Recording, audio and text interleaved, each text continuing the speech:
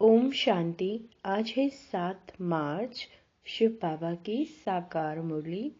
बाबा कहते हैं, मीठे बच्चे, विजयी रतन बनने के लिए जीते जी मरकर देही अभिमानी बन बाप के गले का हार बनने का पुरुषार्थ करो। क्या होमवर्क दिया है बाबा ने? देही अभिमानी बनने का। बाबा कहते हैं, स्व दर्शन चक्र का राज स्पष्ट होते हुए भी बच्चों में धारणा नंबर वार होती है। क्यों? उत्तर, क्योंकि यह ड्रामा बहुत कायदे अनुसार बना हुआ है। ब्राह्मण ही 84 जन्मों को समझकर याद कर सकते हैं, लेकिन माया ब्राह्मणों को ही याद में विघ्न डालती है, घड़ी घड़ी योग तोड़ देती है। अगर एक समान धारणा हो जाए, सब सहज पास हो जाए, तो लाखों की माला बन जाए। इसीलिए राजधानी स्थापन होने के कारण नंबर वार धारणा होती है। गीत है, मरना तेरी गली में। ओम शांति। बाबा कहते हैं, बच्चों ने गीत सुना? यह है मर जीवा पने का जन्म।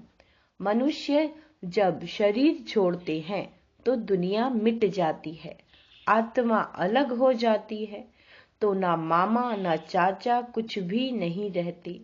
कहा जाता है यह मर गया, अर्थात आत्मा जाकर परमात्मा से मिले।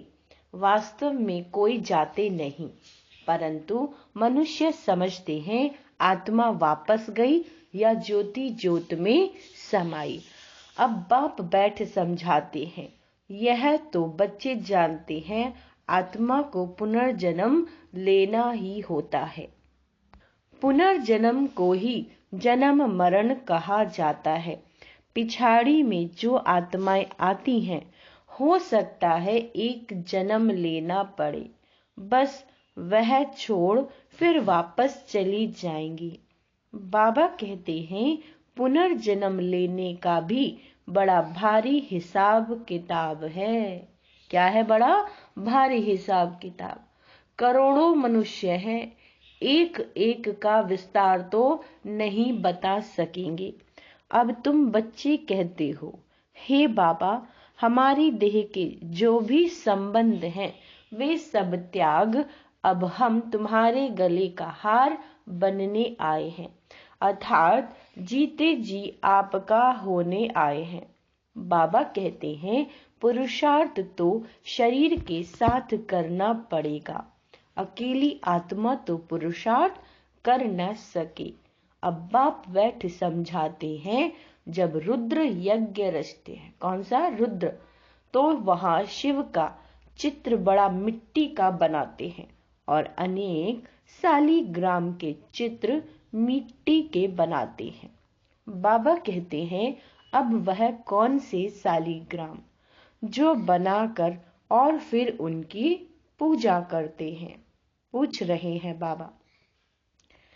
शिव को तो समझेंगे कि यह परम पिता परमात्मा है, शिव को मुख्य रखते हैं, आत्माएं तो ढेर हैं, तो वे भी सालीग्राम बहुत बनाते हैं। बाबा कहते हैं, 10,000 अथवा 1,00,000 भी सालीग्राम बनाते हैं। रोज बनाया और तोड़ा, फिर बनाया, बड़ी मेहनत लगती है। अब वह न पुजारी न पूज्य। बाबा कहते हैं, न यज्ञ रचाने वाले ही जानते हैं कि यह कौन है। क्या इतनी सब आत्माएं पूजनीय लायक हैं? नहीं। अच्छा समझो, भारतवासियों के 33 करोड़ सालीग्राम बनाए, वह भी हो नहीं सकता। क्यों? क्योंकि सभी तो बाप को मदद देते नहीं। यह बड़ी गुह्य बातें समझने की है। 4-5 लाख रुपया खर्च कर दे रुद्र यज्ञ रचने में।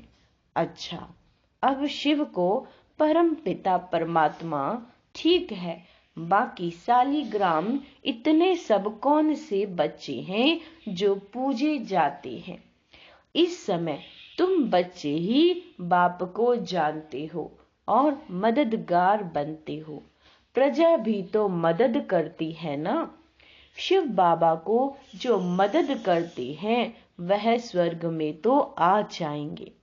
जो बाबा को मदद करते हैं, याद करते हैं, वह स्वर्ग में तो आ जाएंगे।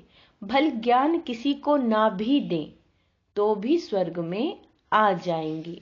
वह तो कितने ढेर होंगे, परंतु मुख्य 108 हैं। मम्मा भी देखो कितनी जबरदस्त रतन है, कितनी पूजी जाती है।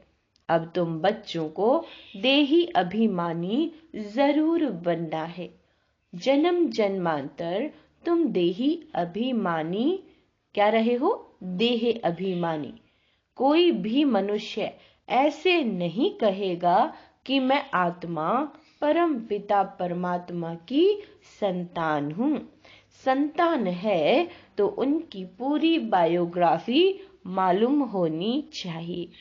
परलोक बाप की बायोग्राफी बड़ी जबरदस्त है। तो बच्चे कहते हैं अब जीते जी मरकर बाबा हम आपके गले का हार जरूर बनेंगे। बाबा कहते हैं आत्माओं की भी बड़ी बड़ी माला है।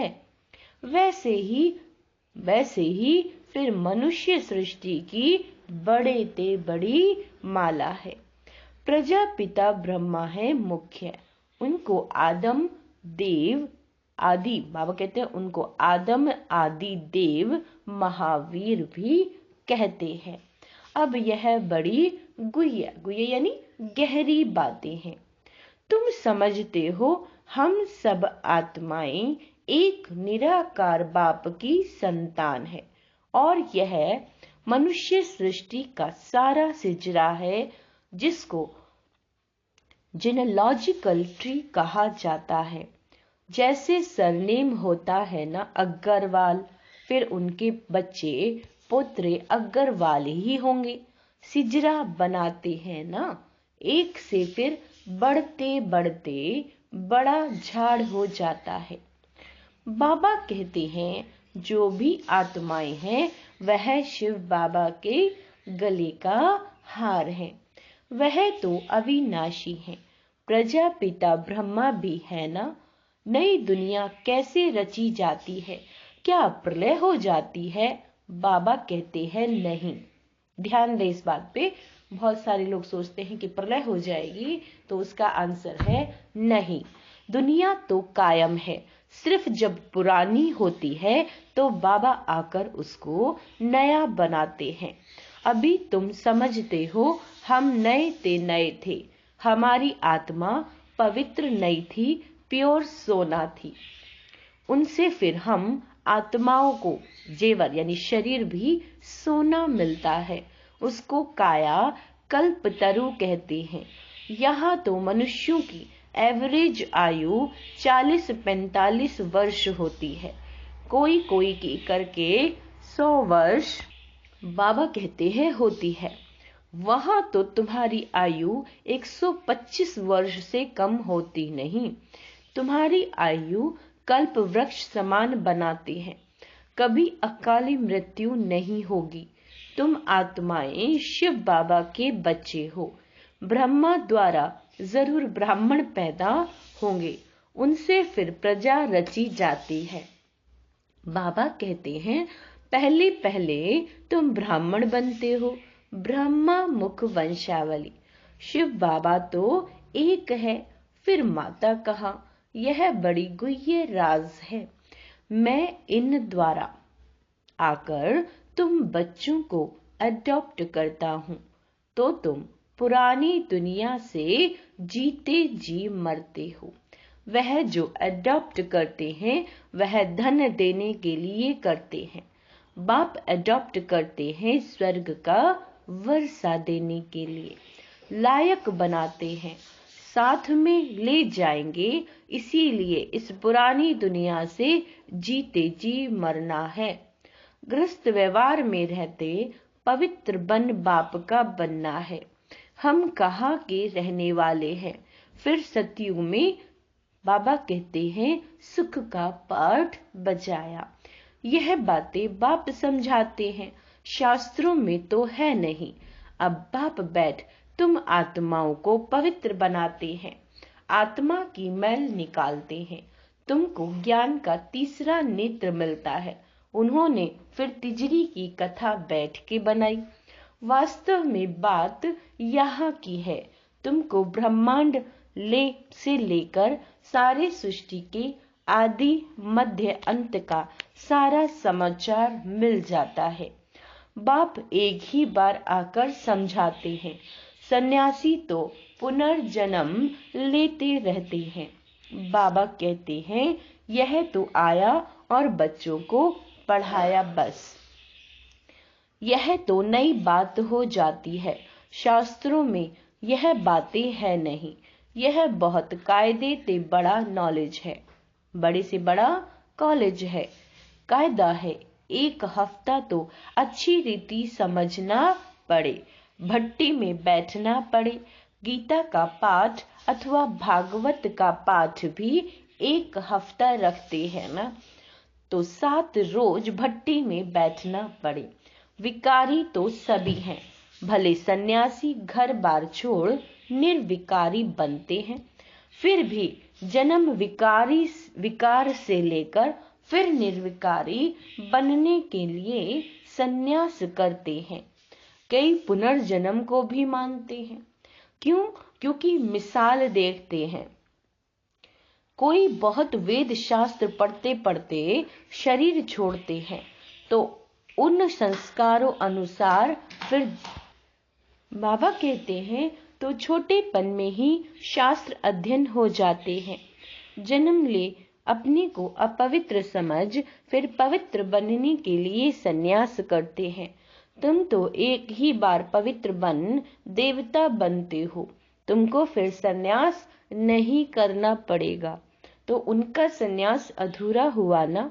यह बातें खुद भी समझा नहीं सकते। बाबा बैठ समझाते हैं। वह है उत्तम से उत्तम बाप जिसके तुम बच्चे बने हो। यह स्कूल भी है, रोजाना नई नई बातें निकलती हैं।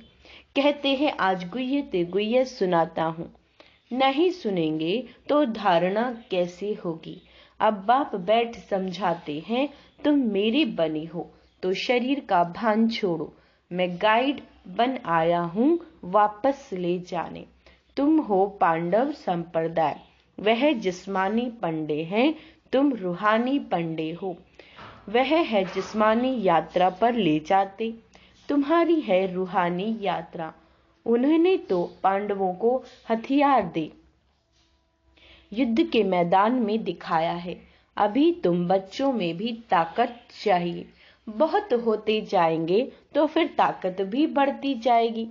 तो बाप बैठ समझाते हैं कि मैंने तुमको गोद में लिया इस ब्रह्मा द्वारा, इसीलिए इनको माता पिता कहा जाता है। यह तो सब कहते हैं तुम माता पिता, हम बालक तेरे। अच्छा, उनको तो गॉड फादर कहा जाता है, गॉड मदर तो नहीं कहा जाता। तो मदर कैसे कहते हैं? मनुष्य फिर जगदम्बा को मदर समझ लेते हैं, परंतु नहीं, उनके भी माता पिता हैं। उनकी माता भल कौन सी है? ये बड़ी गुह्य बातें हैं।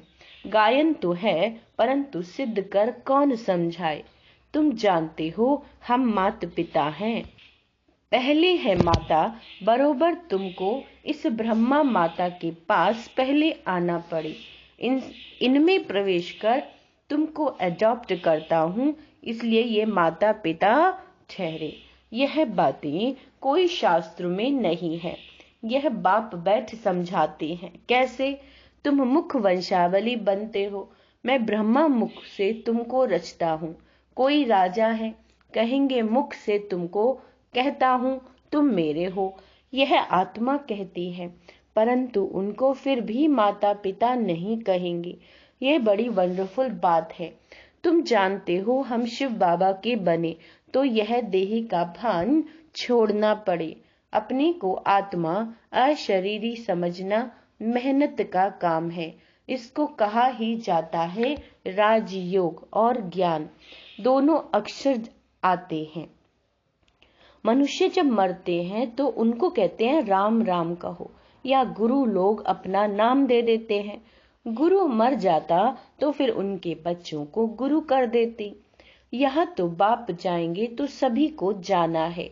ये मृत्यु लोक का अंतिम जन्म है।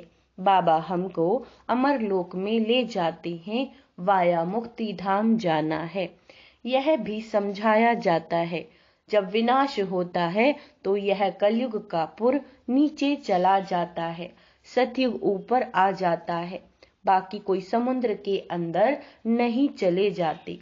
यहाँ तुम बच्चे सागर के पास आते हो रिफ्रेश होने। यहाँ तुम सम्मुख ज्ञान डांस देखते हो। दिखाते हैं गोप गोपियों ने कृष्ण को डांस कराई। यह बात इस समय की है। चातरक बच्चों के सामने बाप की मुरली चलती है।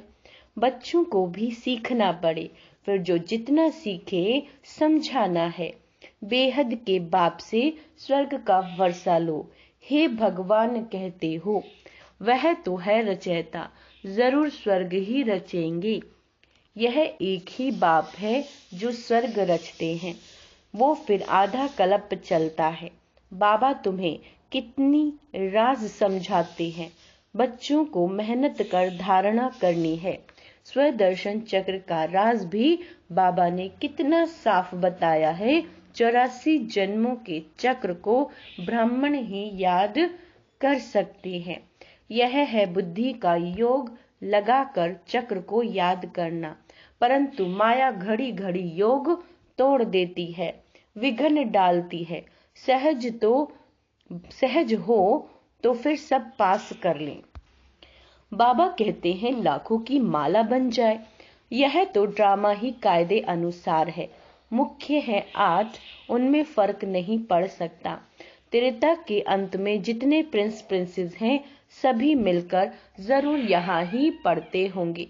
प्रजा भी पढ़ती होगी। यहाँ की किंगडम स्थापन होती है। बाप ही किंगडम स्थापन करते हैं और कोई प्रिसेप्टर किंगडम नहीं स्थापन करते।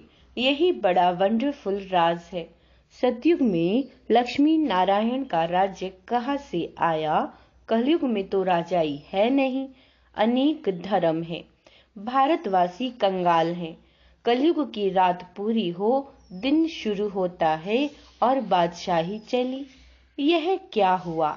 अल्लाह अव्वल दिन का खेल दिखाते हैं ना, कि कारून के खजाने निकल आता है। किसका? कारून का खजाना निकल आता है। तुम सेकंड में दिव्य दृष्टि से बैकुंठ देख आते हो। बैकुंठ यानी स्वर्ग। अच्छा, माता पिता बाप दादा बच्चे सारी फैमिली इकट्ठी बैठी है।